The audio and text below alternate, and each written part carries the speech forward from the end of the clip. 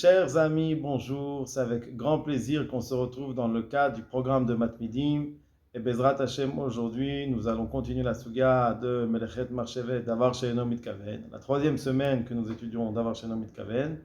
Et nous allons étudier le programme du lundi. Alors, le programme du lundi, c'est quels sont les psakim dans Shabbat et dans les autres interdits. Est-ce qu'on tient toujours que la halakha est comme Rabbi Shimon? Donc, la Gemara dans Shabbat, Daf Kufiou, d'Amoudbet, elle parle d'une personne qui voudrait consommer, boire une potion de stérilité.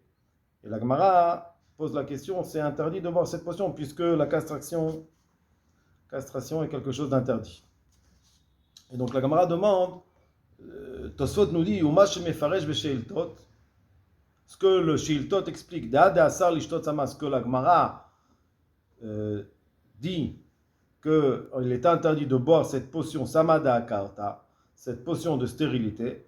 Ayenu que Rabbi Yehuda nous dit Tosfot que cet avis rejoint l'avis de Rabbi Yehuda. D'abord, en fait, la Gemara parle d'une personne qui a la jaunisse et qui veut boire cette potion pour se guérir et en même temps, elle la rend stérile. Et donc la Gemara, elle interdit cela. Et donc Tosfot nous dit que ça rejoint l'avis de Rabbi Yehuda. Tosfot pose la question, comment la Gemara peut nous dire une halakha selon un psak selon Rabbi Yehuda? Pourtant on tient que la halakha elle est comme Rabbi Shimon. Tosfot nous dit Aïnou davka be Shabbat, seulement ce qui concerne Shabbat. Pourquoi? Mishum de Bainan Melechet Marchevet.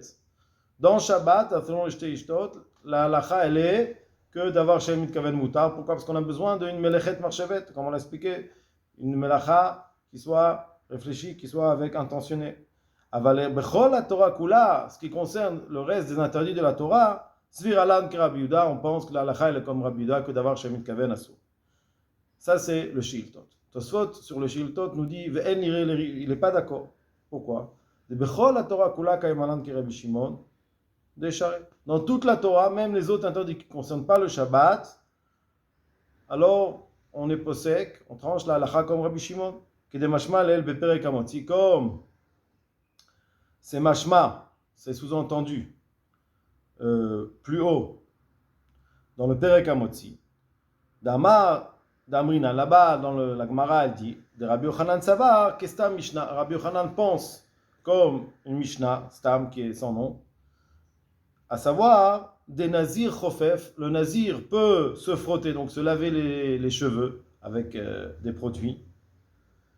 Ou mefasfes, et il peut aussi démêler avec ses mains ses cheveux, mais pas avec un peigne. Pourquoi? Parce que on sait que le nazir il a un interdit de s'enlever les cheveux, de se couper les cheveux. Donc avec le peigne, c'est inévitable que ses cheveux vont tomber, mais il peut se laver les cheveux.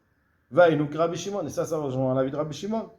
Des charrets d'avoir chez Nomit Kaven, que Rabbi Shimon permet une chose qui est faite sans kavana.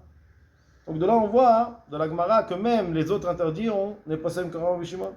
Vechen mashma beperek kol psula amugdashim aussi c'est comme ça, c'est sous-entendu dans le perek kol psula dans Bechorot kol psula amugdashim.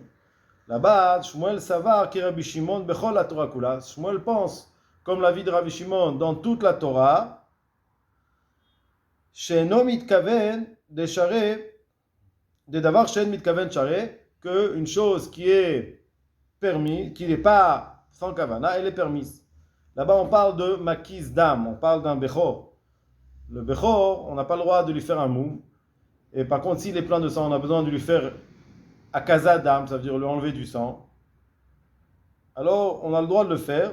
Pourquoi? Parce qu'on ne le fait pas pour lui faire un moum, on ne veut pas faire de moum, on fait pour le soulager. Des passages, Shmuel a tranché que Rabbi Shimon, comme l'avis de Rabbi Shimon, des charrets, les akis, qui permet de faire la kazadam, de lui faire sortir du sang. Paris, et la Gemara demande à Shmuel, et jusqu'à maintenant, Shmuel n'avait pas appris que la halakha de d'avoir shen mitkaven mutar, quelque chose qui est sans kavana, c'est permis. D'Amar Abichia. Pourtant, on sait que Amar Abichia Barashi, il a dit au nom de Shmuel que d'avoir Shemet Kaven Mutar. Donc ça c'est la question de la Gemara. Tosfot dit, ben Shabbat le Alma, si on fait une différence entre Shabbat et les autres interdits, alors quelle est la question de la Gemara? Pourquoi la Gemara demande? Pourtant, Shmuel a déjà tranché, d'autre part. Itztarich, on a besoin des deux enseignements de Shmuel. Itztarich Hatam Shapir, on a besoin d'enseignements concernant le Bechor. Lifsok et Rabbi Shimon, pour trancher comme Rabbi Shimon. Afalgav, bien que des Shaminan Beshabbat Alakha Rabbi Shimon, qu'on a déjà enseigné que la halakha, on a tranché que la halakha dans Shabbat Rabbi Shimon. V'acheati aflu le Rabbi Shimon. Et ici, nous dit Tosfot, qui nous dit Tosfot, contrairement à ce que dit le Shiltot, il n'est pas d'accord, il est en marloquette avec le Shiltot, il nous dit aflu le Rabbi Shimon.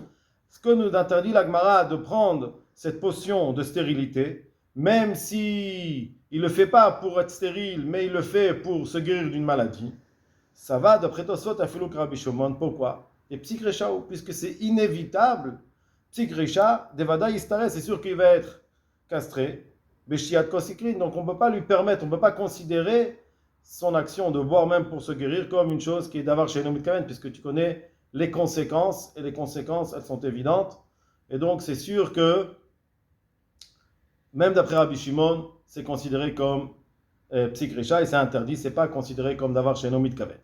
Donc ça c'est le Tosfot. Donc dans le Tosfot, si on peut résumer ce qu'on a appris dans le Tosfot, on voit que l'on a deux avis, à savoir, est-ce que il y a une différence entre Shabbat et les autres interdits? D'après le Shiltot, on est possèque la halacha que d'avoir Shein Mitkaven dans les interdits comme Rabbi Yehuda, et on est possèque dans Shabbat comme Rabbi Shimon. Et Tosfot n'est pas d'accord, il dit que partout la halacha est comme Rabbi Shimon, que ce soit Shabbat ou les autres interdits. Mais concernant la Gemara qui interdit de boire cette potion de stérilité, c'est considéré comme Psikrecha. Donc ça c'est le Tosfot. Maintenant on va étudier l'avis du Rambam concernant le Shabbat, les dinim de Shabbat. Nous dit le Rambam, Dvarim amutarim, les choses qui sont permis la sotan be Shabbat, qu'on peut les faire pendant Shabbat, ou beshat asiyatan, et au moment de les faire, efshar shet'ase biglalan melacha. C'est possible que il va être fait, à cause de ces choses qui sont faites, une melacha. Ve'efshar shelot ase, c'est possible que la melacha ne soit pas faite. Après, le Rambam va détailler. Donc, une action qui est permise Shabbat, mais c'est possible qu'elle va engendrer un interdit. Imlo nitkaven l'ota melacha, nous dit le Rambam, s'il n'avait pas l'intention de faire cette melacha, arezé mutar, c'est permis. Ketzad, nous détaille le Rambam comment. Gorer adam mita, un homme peut traîner un lit, vekisse, et une chaise, ou migdal, vekaotsebem, d'autres ustensiles, Shabbat, ou bilvat shelo yitkaven la por haris, et seulement il doit faire attention de ne pas faire une tranchée dans la terre. Bekarka, beshat girata, le moment où il les tire. S'il a cette kavana de faire une chafira, de faire une tranchée, c'est problématique. C'est problématique. Ou le fichar, c'est pour cela que im chafro akarka, si il a fait une tranchée, et no choshesh bekar, il n'a pas de crainte.